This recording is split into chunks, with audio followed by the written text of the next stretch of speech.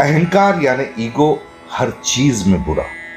अगर आप भक्ति में भी अहंकार कर रहे हैं वो भी खराब है।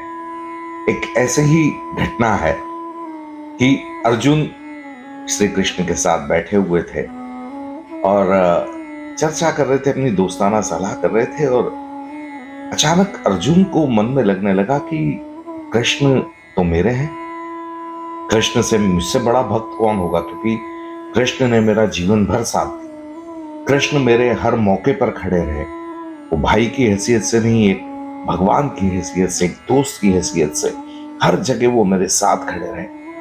तो कृष्ण का मुझसे बड़ा भक्त कोई हो नहीं सकता।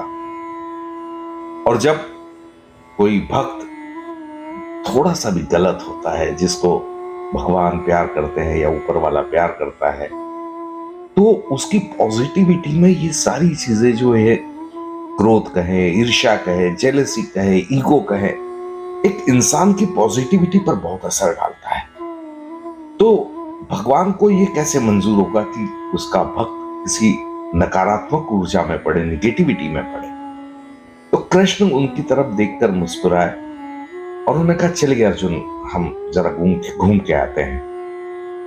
तो कृष्ण और अर्जुन निकले, जाते जाते जंगल में रुक गए और उनके पीछे कृष्ण आगे आगे चलने लगे, अर्जुन पीछे पीछे चलने लगे। तो देखते तो एक कुटिया है, कुटिया में एक गरीब सा ब्राह्मण है जो सूखी घास खा रहा है, लेकिन उसकी कमर में तलवार है। अब उसको देखकर अर्जुन को बड़ा अचरज हुआ। उन्होंने पूछा कि आप ब्राह्मण देवता, आप अहिंसावादी तो दिख रहे हैं, क्योंकि आप घास की रोटी खा रहे हैं, तो आप जीव हत्या या किसी भी तरह की जीव हिंसा से बचना चाहते हैं, ये बात तो समझ में आ रही है, लेकिन ये जो तलवार है ये तो हिंसा का हथियार है, ये आपके पास कैसे?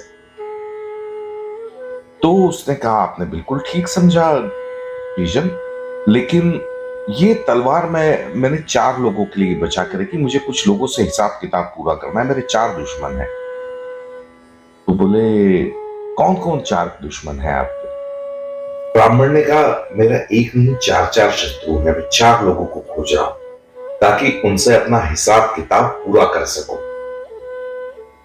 अर्जुन बोले, कौन लोग हैं जिससे ब्राह्मण देवता को अपना हिसाब किताब पूरा करना है? तो उन्होंने कहा, सबसे पहले तो मुझे देवर्षि नारद की तलाश है। नारद हमेशा प्रभु का जाप करते रहते हैं, मेरे प्रभु को आराम ही नहीं करने देते, दिन रात उनका भजन कीर्तन करते रहते, उनको जगाए रखते, तो मेरे प्रभु को तकलीफ होती है। फिर मैं द्रौपदी पर भी क्रोधित हूं, उस पर भी मेरा गुस्सा है, क्योंकि द्रौपदी ने मेरे प्रभु को ठीक उसी समय बुलाया जब वो भोजन पर बैठे ही थे, तो उनको भूखा उठना पड़ा, इसलिए मैं द्रौपदी से भी गुस्सा हूं। उसके बाद जो मेरा सबसे बड़ा दुश्मन है, जिसके कारण यह तलवार मैंने रखी है, वो है भक्त प्रहलाद। भक्त प्रहलाद इतना निर्दयी और दुष्ट था, मेरे प्रभु को उसने तेल के कढ़ाई में जाने पे मजबूर किया, आग में जाने के लिए मजबूर किया, ऊपर से महल के ऊपर से नीचे गिराया।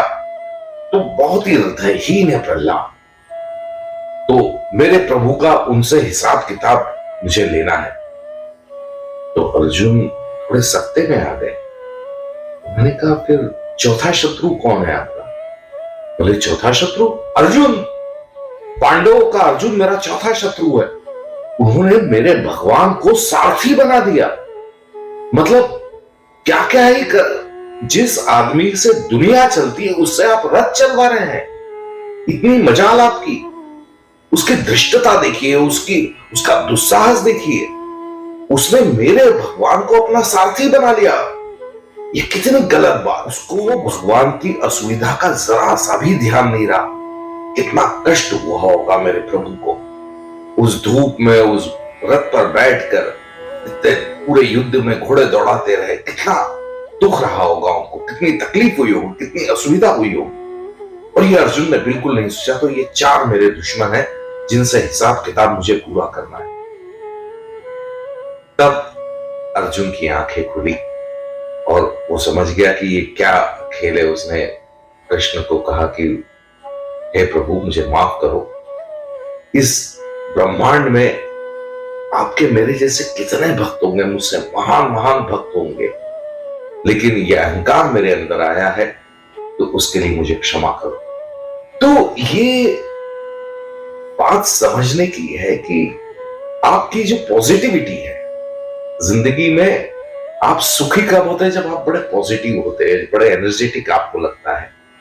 और इस पॉजिटिविटी में जैसे मैंने आपसे कहा भी कि गुस्सा हो गया, क्रोध, ईर्ष्या हो गई, जेलसी, ये सारी जो नकारात्मक चीजें हैं, आप किसी के लिए गुस्सा लेकर बैठते हैं मन में कि अच्छा इसको समय आने पर देख लूंगा, या आपको लगता है कि मैं बहुत पैसे वाला हूं, तो ये सारी निगेटिविटीज जो है वो आपको, ये दुनिया को परेशान नहीं कर रही है, ये आपको कहीं ना कहीं परेशान करती है, हमको कहीं ना कहीं परेशान करती है, क्योंकि निगेटिव एनर्जी का असर हमारे शरीर पर, हमारे विचारों पर पड़ता है। तो इससे सावधान रहने की जरूरत है कि जब आप सकारात्मक रहेंगे, आप पॉजिटिव रहेंगे, तो आपको ही बहुत प्रसन्न लगेगा, आपको ही ऐसा लगेगा कि हाँ मैं वाकई एक आनंदी जीवन जी रहा हूं, एक सुखी जीवन जी रहा हूं। तो उम्मीद करें कि सरलता के साथ, इस पॉजिटिविटी के साथ हम रह पाए, ये ऊपर वाले से प्रार्थना करें, और ये हमारे अंदर किसी तरह का ईगो ना आए, अहंकार ना आए, ये हम प्रार्थना कर सकते हैं। बाकी तो सब वो जाने। राधे राधे।